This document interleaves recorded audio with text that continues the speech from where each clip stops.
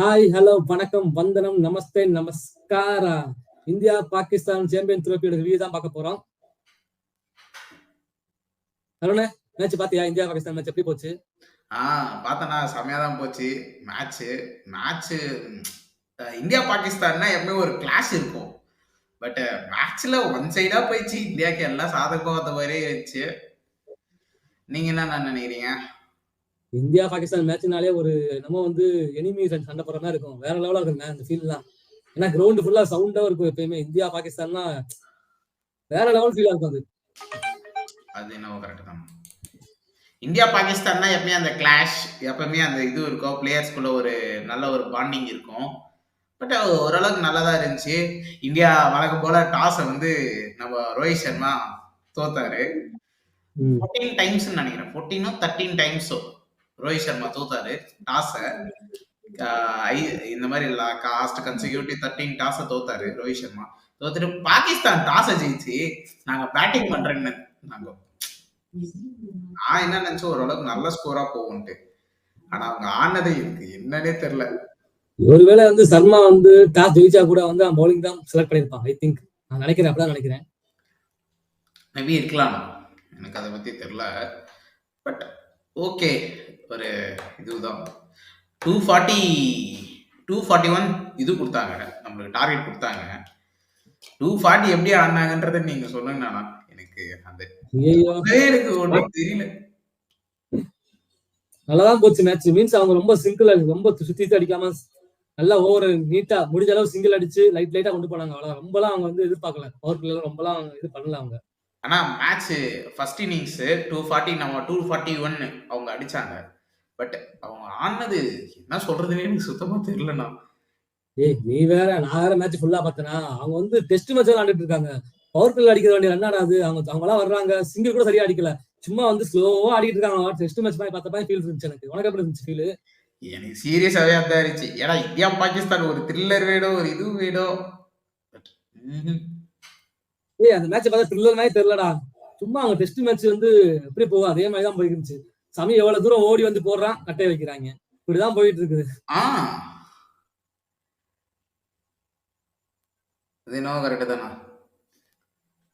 அப்புறம் குல்தீப் யாதவ் பவுலிங் பாத்தியா? அப்பா சாமி, குல்தீப் யாரா பாகிஸ்தான் விளையாடும்போது மட்டுமே அப்படியே 5 விக்கெட் 3 விக்கெட் எடுத்துட்டு இருக்காங்க. நேத்து அன்னைக்கு மேட்ச் கூட 3 விக்கெட் எடுத்தா நினைக்கிறேன். ஆமா, நல்லா போட குல்தீப் யாதவ். அவருக்கு விராட் கோலிக்கு எல்லாம் பாகிஸ்தான் ஒரு லவ். விராட் கோலி எந்த மேட்சுமே மீன்ஸ் அடிப்பான். பட் பாகிஸ்தான் விளையாடும்போது மட்டுமே அப்படியே ஒரு வெறி வந்துருது அவனுக்கு. எப்படின்னு தெரியல எனக்கு. சீரியஸா தான். ஐ திங்க் விராட் கோலி, குல்தீப் யாதவ் ஆனா செம்ம பவுலிங் தான். டீம் இந்தியா நல்லா பவுல் பண்ணாங்க. நீங்க என்ன நினைக்கிறீங்க நம்ம பவுலிங் யூனிட்ட பத்தி? பவுலிங்லாம் சூப்பரா இருந்துச்சு. ஆனா ஒரு சில கேட்ச் விட்ட மட்டும் தான் வருத்தமா இருந்துச்சு. உனக்கு?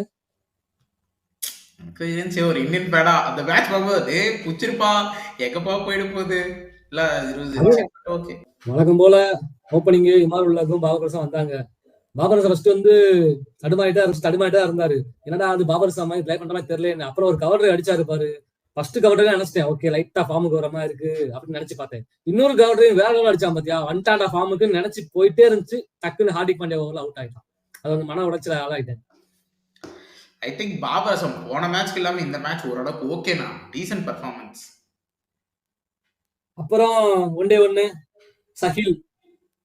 சகில் வந்தான். சகில் ஓகே, அவனால முடிஞ்ச அளவுக்கு அவன் ரன்னை குவிச்சிட்டு போயிருக்கான். லாஸ்ட் மேட்ச் ஓப்பனிங்ல இறக்கி விட்டாங்க. இப்போ அவரோட பொசிஷன் வந்தப்பறம் தான் அவர் கரெக்டா ஆடினாரு.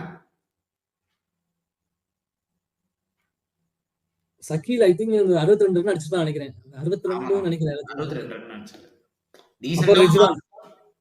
ரிஜ்வான் அவர் அடிச்சாரு பாருங்க காஜே. Super player Rizwan. உண்மையிலே அவர் என்ன தெரியுமா, பார்ட்னர்ஷிப் கொடுத்தாங்க. 2 பேரும் சேர்ந்து பார்ட்னர்ஷிப் கொடுத்து ரன் ஓரளவு கொண்டு போனாங்க. அதளவு ஓகே, கொஞ்சம் ஹாப்பியா இருந்துச்சு. ஏன்னா அது கூட 240 கூட வந்திருக்காது அவங்க 2 பேரும் இல்லைனா கூட. கொஞ்சம் டவுட் தான், அவர் அடிக்கலாம் கொஞ்சம் கஷ்டம் தான். அடுத்து வந்த தகீர் ஒண்ணுமே பண்ணல, தெரியும் நினைக்கிறேன் உனக்கு. சகீன் அப்ரிடி வாய் மட்டும்தான். எனக்கு டவுட் என்னன்னா, பிளம் அவுட்னா குல்தீப் யாதவ் போட்டாருன்னா அதுக்கு ஒரு ரிவ்யூ எடுத்தாரு பாத்தீங்களா ஷாஹித் ஷாஃப்ரிடி. அதுவும் எப்போ டைமிங்ல டக்குன்னு பாத்தியா அந்த கேப்ப பாத்தியா? பவுலிங் போடுறது டக்குன்னு கட்டினாரு கைய. எனக்குல ஏன்பா ப்ளம் அவுட் நீ பேட் கூட வைக்கல, எந்த காரணத்துலப்பா நீ வந்து அது பிச்சிங் இன்சைடு நீ எப்படிப்பா நீ காட்டுறன்னா டக்குன்னா ஒரு பேட்ஸ்மேன்னா அந்த இன்சைடு எட்ஜ் ஆயிட்டா கான்பிடென்டா எடுப்பாங்க பாரு, அந்த மாதிரி எடுத்தாருனா நானும் ஓஹோ நான் கரெக்டா அப்பதான் வெளில போய் உள்ள வரேன், பார்த்தா என்னடா இது சயின்ஸ் ஆஃப்ரிடி ரிவ்யூ எடுக்கிறாரு நினைச்சேன், பார்த்தா ஒன்னும் இல்லைண்ணா. அவ்வளோலாம் சொல்லிக்கிற மாதிரி எதுவும் பெருசாலாம் ஒரு டென்ட் கிரியேட் பண்ணல. ஏதோ மேட்ச் ஏதோ அவங்களால முடிஞ்ச அளவு 240 ரன் அடிச்சாங்க. இன்னொன்னு பாராட்டணும்னா நம்ம இந்தியன் ஃபீல்டிங் தான் சத்தியமா ரன் அவுட் டைரக்ட் ஹிட், எத்தனை ரன் அவுட் எத்தனை டைரக்ட் ஹிட், அதெல்லாம் நல்லா இருந்துச்சு. பட் வந்து அவங்க வந்து 240 ரன் அடிச்சாங்க, ரொம்ப கஷ்டப்பட்டு அடிச்ச மாதிரி இருந்துச்சு. ஆனா ஏதோ வந்து வந்துட்டாங்க 300 பாலுக்கு 240 பால் அடிச்சிட்டாங்க, 250 ரன் அடிச்சிட்டாங்க, அது ஓகே. பட் வந்து அந்த 25 ஓவர் அவங்க வந்து டாட் பாலே ஆடினாங்கண்ணா.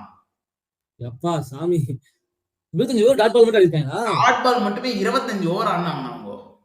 எப்பா நம்ம உமன்ஸ் பிரீமியம் லீக்லாம் ஒவ்வொரு டாட் பாலுக்கு ஒவ்வொரு மரம் நடுறோம் பாத்தியா, அந்த மாதிரி ஐசிசி ஒரு இது எடுத்துட்டு வந்திருந்தாங்கன்னு வச்சுக்கோ, பாகிஸ்தான் அதுல நல்ல வேலை பண்ணாங்கன்றது அர்த்தம். எவ்வளவு இந்தியாக்காக வந்து ஏதாச்சும் பண்ண மாதிரி இருந்திருக்குங்க, எவ்வளவு மரம் வளர்த்துருக்கலாம். நிஜமானா 25 ஓவர் டாட் பால் யாருன்னா ஆடுவாங்க, கஷ்டம்தான். நம்ம சைட்ல பாரு அந்த டாட் பாலுக்கு பிரச்சனையே கொடுக்க மாட்டாங்க, விராட் கோலி திணற ஓட விடுறாரு, சிங்கிள்ஸுங்களா ரொட்டேட் பண்ணிட்டே இருக்காரு தலைவர். பவுலிங்ல பார்த்தா வச்சுக்கோங்களேன், சமி வழக்கம் போல நல்லா போட நினைச்சேன், பட் நல்லா தான் போட்டான். பட் வந்து விக்கெட் எதுவும் வாங்கல சமிக்கு நடுவுல போனாரு, இன்ஜுரியும் நான் பயந்துட்டு ஒரு செகண்ட், அப்புறம் பார்த்தா வந்து கம்பேக் பண்ணி போட்டாரு. அப்புறம் ஹார்திக் பாண்டியா ஓகே, ஹார்திக் பாண்டியா ஓட்டு 2 விக்கெட் 8 ஓவர் போட்டு 4 ரன் கொடுத்து 2 விக்கெட்னா ஒரு நல்ல விஷயம் தான். அதெல்லாம் பாபரசம் இந்த ஃபார்முக்கு அடிச்சு நின்றாரு, விக்கெட் மட்டும் எடுக்கலாம் டென்ட் கிரியேட் பண்ணிட்டு போயிட்டு இருப்பாரு. அப்புறம் அக்சர் பட்டேல் அவன் தான் வந்து முழுசா 10 ஓவர் போட்டிருக்கான், 49 ரன் கொடுத்து 1 விக்கெட் வாங்கியிருக்கான். அப்புறம் குல்தீப் யாதவ் உனக்கு சொல்ல வேணும், பாகிஸ்தான் வந்தாலே குல்தீப் யாதவ் ஒரு ஃபார்ம் ஆயிடுவான், எப்படி ஆகுறான் ஏன் ஆகுறான்னு யாருக்குமே தெரியாது. பாகிஸ்தான் ஒண்ணு விராட் கோலி, 2 குல்தீப் யாதவ் தான், 2வது அவ்வளவுதான். குல்தீப் யாதவ் வேலையா சிறப்பா பண்ணிட்டான், ரொம்ப சிறப்பா பண்ணிட்டான். அதுவும் விக்கெட்ல வந்து ஸ்டார்டிங்லேயே மெயின் ஆளதான் ஒதுக்கிட்டான். நிஜமானா நானே குல்தீப் யாதவ் ஒரு இடத்துல நான் நோட் பண்ணியிருக்கேன், லாஸ்ட் இயர் நம்ம 2023 வேர்ல்ட் கப் அகமதாபாத் நான் போகும்போது கூட அந்த மேட்ச்ல குல்தீப் யாதவ் 2 விக்கெட் எடுத்தாரு. ஏசியா கப் அதுலயும் 5 விக்கெட் எடுத்தாரு பாகிஸ்தான் அகேன்ஸ்டா. பாகிஸ்தான் தான் ஒரு நம்ம தமிழ் கமெண்ட்ரியில சொல்றாங்க பாரு, பாகிஸ்தான் விராட் கோலி குல்தீப் யாதவுக்கு ஒரு காதல் கதை, அந்த மாதிரி போகுது. அப்புறம் ஃபர்ஸ்ட் இன்னிங்ஸ் முடிஞ்சு, செகண்ட் இன்னிங்ஸ் நம்ம பசங்க ஆட வந்தாங்க. அதை பத்தி என்ன நினைக்கிறேன்? செகண்ட் இன்னிங்ஸ்ல ஒரு ஸ்டார்ட் கொடுத்தாரு பாருங்க ரோஹித் சர்மா, ஐயோ அப்பா சாமி, இந்த மாதிரி அந்த ஊமிட்டு ஏமிட்டு அடி இல்ல, செம்ம அடி. அப்புறம் கில்லு, சுமன் கில்லு ஒரு கவர் டிரைவ் பாத்தியா ஸ்ட்ரைட்ல, ஐயோ சாம ஸ்டைல், சச்சின் அச்ச மாதிரியே இருந்துச்சு அந்த கவர் டிரைவ், அப்படியே சேம் ஷாட்டா, கொஞ்சம் கூட மாறல. நிஜமானா இன்னொன்னு என்னன்னா, அது முன்ன பால் ஒரு 4 அடிச்சாரு, கட் அடிச்சுட்டு ஷாஹின் ஷா அஃப்ரிடி அட்டாக் பண்ண வரப்போறாருன்னு தெரிஞ்சிச்சு. என்ன அதுக்கு முன்னாடிதான் ரோஹித் சர்மா அவுட் ஆனாரு. ரோஹித் சர்மா அவுட் ஆனவனே சரி ஓகே இந்த ஓவரை பொறுமையா பார்த்து ஆடலான்ட்டு ஆடின மாதிரி எனக்கு தெரியவே இல்லை. நல்லா சிங்கிள்ஸ் டபுள்ஸ் ரொட்டேட் பண்ணிட்டு அடுத்த ஓவர் வந்த ஷாஹின் ஷா அஃப்ரிடியை செட்லே ஆகல சுமன் கில் போட்டு 2 ஒரு கட்டு ஒரு straight drive. But Shubman Gill செம்மையா ஆடினான் அயன் ஷாஹின் ஷா அஃப்ரிடி. ஆனா நீ என்ன நினைக்கிற, ஷாஹின் ஷா அஃப்ரிடி விசஸ் ரோஹித் சர்மா? அந்த ஒரு 6 தான் சரியான 6 குத்துட்டு அவுட் எடுத்துட்டாரு. அது ஓகே, அவுட் எடுத்துட்டாரு. பட் அந்த 6 நல்லா 6 வந்து எப்பயுமே ரோஹித் சர்மா ஃபேவரட் ஷாட், அது உனக்கு தெரியும் நினைக்கிறேன் நான் ஷாட்டை பத்தி. அப்புறம் ரோஹித் சர்மா 20 ரன்னுக்கு போயிட்டாரு. அப்புறம் வந்தாரு பாரு தலைவன் சிங்கக்குட்டி கிங் கோலி தான், மாச காட்டிட்டான், வேற லெவலா இருந்துச்சு பேட்டிங் தான் நிஜமா. அப்புறம் சுமன் கில்லு அந்த போல்ட் ஆனா பாத்தியா, அந்த போல்டு பால் வந்து அவருக்கே சாக்காயிருச்சு, எப்படா போல்ட் ஆனா அவருக்கே தெரியாம முடிச்சுக்கிட்டாரு. எனக்கு என்ன ஒரு டவுட்னா, அதுக்கு முன்னாடி பால் போட்டாரு சுமன் கில் என்ன பண்ணாரு, வித் டர்ன் ஆவலன்ட்டு ஃபர்ஸ்ட் ஒரு டிஃபென்ஸ் வச்சாரு. சரி ஓகேன்ட்டு அடுத்த பால் லேட்டா கொஞ்சம் கட் ஆச்சு பாத்தியா, பால் போய் டக்கான் ஸ்டெம்ப் அடிச்சிடுச்சு. சும்மன் கில் ஷாக். நானே ஷாக் அந்த பால பார்த்துட்டு. ஆனா அப்புறம் அந்த பாலுக்கு அமர் அக்மல் ரியாக்ஷன் பாத்தியா? அது கிங் கோலி பார்த்துட்டு வேற லெவல் ரியாக்ஷன் தெரியுமா அதெல்லாம் உண்மையிலே. அப்புறம் வழக்கம் போல என் தலைவன் வந்தான். நான் சொல்லல என் ஃபேவரட் பிளேயர்னா ஸ்ரேயஸ் ஐயர்னு சொல்லிட்டே இருப்பேன் உங்கள்கிட்ட. ஞாபகம் இருக்கா? கண்டிப்பா. அவன் வந்து நல்லா டெஸ்ட் பண்ணாங்க ஸ்ரேயஸ் ஐயரை. இந்த நம்ம கட்டாக்ல பார்த்த ஸ்ரேயஸ் ஐயர் மாதிரிலாம் இங்கெல்லாம் இல்ல. துபாயில வந்து டெஸ்ட் பண்ணாங்க ஸ்ரேயஸ் ஐயரை ஷார்ட் பால் போட்டு. அவ்வளோலாம் டென்ட் கிரியேட் பண்ண ஸ்ரேயஸ் ஐயர். பட் அந்த ஷார்ட் பால் வீக்னஸ் வந்து இன்னும் நல்லா ப்ரூவ் பண்ணிருக்காரு. அந்த டொமஸ்டிக்லாம் ஆடி செம்மையா ப்ரூவ் பண்ணிருக்காரு. அவன் ஃபோர்லாம் பாத்தியா? ஷாட்லாம் வேற லெவலா இருந்துச்சு. அவன் ஃபோர்லாம் ஸ்பேஸ்ல அடிச்ச ஃபோர்லாம் பாத்தியா? நிஜமா செம்ம ஷாட் அதெல்லாம். அது ஒரு 6 அடிச்சான் பாரு இறங்கி போய். அப்பா சாமி வேற லெவலா இருந்துச்சு 6லாம். அதுக்கெல்லாம் நான் ஸ்ரேயாஸ் ஸ்பின் அகைன்ஸ்ட் ஸ்ரேயாஸ் ஐயர் வேற லெவல். ஸ்ரேயஸ் ஐயர் வந்து அவன் பங்குக்கு முடிஞ்ச அளவு ஸ்கோரை கொண்டு பார்ட்னர்ஷிப் கொடுத்தான். ஸ்கோரை கொண்டு போயிட்டாங்க 2 பேரு. சோ வந்து ஸ்ரேயஸ் ஐயர் நிக்கும் போது நினைச்சேன் ஓகே அவ்வளவுதான் ஸ்ரேயஸ் ஐயர் நின்றாலும் முடிஞ்சு மீன்ஸ் இந்தியா வந்து கொஞ்சம் வந்து வலுவடைஞ்சிரும்னு நினைச்சேன் நான். கரெக்டா அவன் பங்குக்கு முடிஞ்ச அளவு ஸ்ரேயஸ் ஐயர் 56 ரன் அடிச்சுட்டு கொஞ்சம் ஓரளவு சப்போர்ட் பண்ணிட்டோம். கோலி திணறிக்கு இருந்தாரு பாத்தியா சிங்கிள் அடிக்க. கோலி லைட்டா திணறிக்கு இருந்தாரு. அப்புறம் ஸ்ரேயஸ் ஐயர் தான் அவங்க கம்பெனி கொடுத்து லைட்டா ஸ்ட்ரைக் ரொட்டேட் பண்ணி இவ்வளவுதான் மச்சான் அவ்வளவுதான் இது வந்து அடிச்சா போயிடலாம், ரொம்பலாம் தூக்காத, வர்ற பால அடி, மற்றபடி சிங்கிள் அடிச்சு ஸ்கோரை மட்டும் பக்கத்துல கொண்டு போனா போதும், அப்புறம் பின்னாடி யாரும் பாத்துக்குவாங்க சொன்ன மாதிரி இருந்துச்சு. ஆமா ஆமா அது என்ன உண்மைதானா. டெஸ்ட் மேட்ச் எல்லாம் பாத்திருக்கியா? விராட் கோலி அவுட் ஸ்டெம்ப்லாம் வந்து எத்தனை நாள் அவுட் ஆயிருக்கேன் பாத்திருக்கேன். பட் இப்ப பார்த்தா வச்சுக்க மேட்ச்ல டப்புன்னு அடிக்கிறான்டா 4 பவுண்டரிலாம். அதெல்லாம் பார்க்கும்போது வேற லெவல். மீன்ஸ் கொஞ்சம் அப்டேட் ஆயிட்டான் போல்டா. மீன்ஸ் இன்னும் பிராக்டிஸ் தான் எடுத்து நம்ம இதுலதான் அவுட் ஆகுறோம், அதை கரெக்டா பண்ணா முடிஞ்சிரும்ட்டு அந்த ஷார்ட் ஃபுல்லா இங்க எக்ஸிக்யூட் பண்ண மாதிரி இருந்துச்சு எனக்கு. நிஜமா அது ஓகே. இன்னொன்னு பாத்தீங்கன்னா ஸ்பின்னை எப்ப என்ன பண்ணுவாரு, ஒரு ரேர் ஷாட் எதனா ஒரு லேப் ஸ்வீப்பு இல்ல ஒரு ஸ்வீப்பு எதனா ஒன்று ட்ரை பண்ணார் விராட் கோலி. ஆனா போன இந்த மேட்ச்ல ட்ரையே பண்ணல அவரு சுத்தமா. ஸ்பின்னுக்கு அகேன்ஸ்டா அவரோட எக்கானமி வந்து ஆவரேஜ் வந்து 10 ஸ்ட்ரைக் ரேட் வந்து 50 தான் இருந்துச்சு ஸ்பின்னுக்கு அகேன்ஸ்டா விராட் கோலிக்கு. பட் பேசஸ்க்கு அகேன்ஸ்டா 130 ஸ்ட்ரைக் ரேட்ல ஆனார் விராட் கோலி.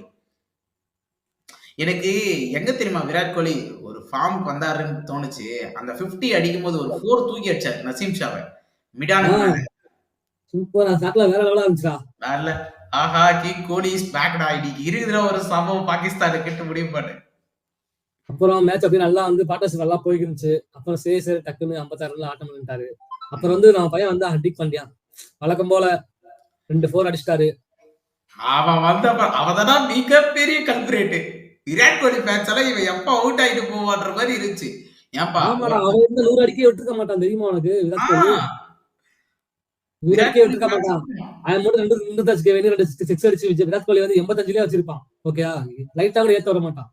அதனால அவுட் நானே வந்து எப்படா அவுட் ஆகும் உட்கார்ந்து இருந்தேன். ஹர்திக் பாண்டியா கரெக்டா அவுட் ஆனோடனே நான் வந்து சந்தோஷப்பட்டேன். ஐயோ அப்பாடா அவுட் ஆயிட்டான்டான்னு. நிஜமானா ஒரு மாதிரி ஆயிடுச்சு எனக்கு. என்னப்பா நீ இப்படி போடுற வந்து அதெல்லாம் அவன் கஷ்டப்பட்டுக்கிறோம். நான் வாட்ட போட்டுனா சும்மன் கில்க்கு அந்த 2 கேட்ச் விட்டாங்க பாத்தியா, அந்த 2 கேட்ச் வந்து நமக்கு வந்து ரொம்ப ரொம்ப பிளஸ். புவர் ஃபீல்டிங் லேப்ஸ்னா பாகிஸ்தான் கிட்ட இத வருஷம் காலங்காலமா பண்றாங்க பாகிஸ்தான். அண்ட் பாகிஸ்தான் கிட்ட நீ ஒரு விஷயத்த நோட் பண்ணிருக்கியானா, ஒரு ஐசிசி ஈவெண்ட்ல விளையாடுற பிளேயர் இன்னொரு ஐசிசி ஈவெண்ட்ல விளையாடவே மாட்டாங்க. முதல்ல பாபர் அசாம், ரிஸ்வான், ஷாஹின் ஷாஃப்ரிடி இவங்க 3 பேர் கன்சிஸ்டன்டா இருப்பாங்க. மீதி எல்லாம் மாறி மாறி வருவாங்க. அப்பதான் ஒரு டீமை நம்ம பில்ட் பண்ண முடியும். அவங்க தான் ஹோஸ்ட் பண்றாங்க. பட் ஆனா பாருங்க அவங்களே போயிட்டு இருக்காங்க. Eliminated, almost eliminated. Pakistan match எல்லாம் முடிஞ்சு கடைசியா வந்து ஹச்சர் படையில முடிஞ்ச அளவுக்கு ஹெல்ப் பண்ணலாம் பாத்தியா. ஒரு 2G வரைக்கும் சிங்கிள் ஓடிட்டு பரவாயில்ல இருக்கிறேன், நீங்க 100 அடிச்சா போதும்னு வெயிட் பண்ணான். கோலி கூட ஆப்போசிட்ல என்னன்னு கேட்டான், ஞாபகம் இருக்கா? ஏன் 2 ஓடலாமே அப்படின்னு கேட்டான். இந்த சீன் பாத்தியா நீ? பார்த்தேன். இல்ல கோலி வந்து அது 2 ஓடுறதுக்கு இல்லைன்னா நீ சிங்கிள் எனக்கு ரொட்டேட் பண்ணி கொடு. அப்பதான் வந்து 96க்கு வந்தார் கோலி. 96க்கு வந்தோடனே 3 வின் பண்ணா, ரன் வின் பண்ணா 3, சரி 4 அடிச்சு நம்ம வின் பண்ணிக்கலான்ட்டு கோலி வந்து பிளான் பண்ணிட்டாரு. கடைசியா வழக்கம் போல மேட்ச் எல்லாம் முடிஞ்சு கோலி வந்து செஞ்சுரி அடிச்சுட்டு வழக்கம் போல தன்னுடைய 100வது 100வது ரன்னை கம்ப்ளீட் பண்ணிட்டாரு. 82nd century from King Kohli. அப்புறம் வந்து அந்த அந்த செஞ்சுரி அடிச்ச உடனே அப்படியே ரோஹித் சர்மா பார்த்துட்டு ஒரு வார்த்தை சொன்னாரு பாத்தியா, கவனிச்சியா? நான் இருக்கேன்ல இங்க, எதுக்கு நீ நான் இருக்கேன்னு சொன்னாரு. பட் அதான் அந்த கோழியை பார்க்கும்போது எனக்கு ஒரு பாட்டு தான் ஞாபகம் வருது.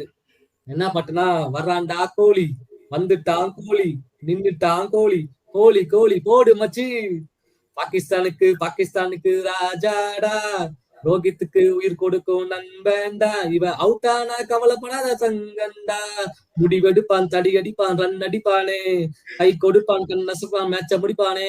ஆனா சொன்ன மாதிரி என் தலைவன் மேட்ச முடிச்சுட்டு கிளம்பிட்டாப்ல. யா செம்ம மேட்ச். நான் அதெல்லாம் ஒன்றும் ஒத்துக்கவே மாட்டேன். கிங் கோலி அவர் அவரோட கிரேட்டை எப்பவுமே காமிச்சிடுறாரு. அது விராட் கோலியோட ஒரு என்ன சொல்றது, Pakistan versus Virat Kohli, father of பாகிஸ்தான்லாம் விராட் கோலி. அதுதான் உண்மை. அடுத்த குட்டி ஃபாதரா நம்ம குல்தீப் யாதவ் வந்துருக்கிறாரு. அவர் காட் ஃபாதர், இவர் குட்டி ஃபாதர் வராரு. விராட் கோலி இந்த 100 அடிச்சதுல இருந்து சச்சின் ரெக்கார்டுக்கு பக்கத்துல வந்துட்டாரு. சச்சின் ரெக்கார்டை 2 பேரும் ஈக்குவல் பண்ணிட்டாங்க. இன்னொரு 100 மட்டும் அடிச்சிட்டானா சச்சின் ரெக்கார்டே பிரேக் பண்ற மாதிரி விராட் கோலி பண்ணிதான் நினைக்கிறேன் நானு. பட் கண்டிப்பா அடிப்பாரு. இந்த சாம்பியன்ஸ் ட்ரோஃபி கண்டிப்பா இன்னொரு சதம் இருக்கு, கண்டிப்பா எனக்கு தெரிஞ்சு. கண்டிப்பா சம்பவம் இது கன்ஃபார்ம், அது எனக்கு தெரியும். But Virat Kohli getting a form, கொஞ்சம் ஃபார்ம் வர்ற மாதிரி இருக்காரு. அண்ட் இன்னொன்னு என்னன்னா 14,000 runs from Virat Kohli in ODIs. அது ஒரு மிகப்பெரிய மைல்ஸ்டோன். இன்னொன்னு, இந்த சாம்பியன் ட்ரோஃபி வந்து இந்தியா வின் பண்ணணும்னு ரொம்ப ஆசைப்படுறேன். அதுக்காக ஒரு பாட்டு வச்சிருக்கேன். பாட்டு பாட வாங்க. பாடுன நான் என்ன சொல்ல போறேன். பிப்ரவரி பிறக்கும், மே பிறக்கும், கோலிக்கும் ரோஹித்துக்கும் என்று நட்பு தலைக்கும், பவுலர்ஸ் மனமே புன்மனமே, ஃபோர்ஸ் இருக்கும், சிக்ஸர் இருக்கும், டிவ்வு கூட பேட்டிங்க்கு பாதை வகுக்கும், கோலி மைதானம் சென்ற பிறகு வினை தொடலாம் இந்தியா டீம், வானுக்கும் எல்லை உண்டு பேட்டிங் இல்லையே, சிராஜ் இல்லையே, பும்ராஜ் இல்லையே, அதை பத்தி கவலை இல்லையே, இப்ப பவுலிங் போட போவது சாமி அஸ்திப்பு, சாம்பியன் ட்ரோஃபி வென்ற பிறகு சுற்றி வரலாம் வேர்ல்டு டூர். சாம பாட்னா நல்லா இருந்துச்சு. உங்களுக்கு எல்லாருக்கும் இந்த வீடியோ பிடிச்சிருந்தா லைக் பண்ணுங்க, ஷேர் பண்ணுங்க, கமெண்ட் பண்ணுங்க. முக்கியமா பெல் ஐகானை தூக்கி ஆல்ல போட்டுக்கோங்க.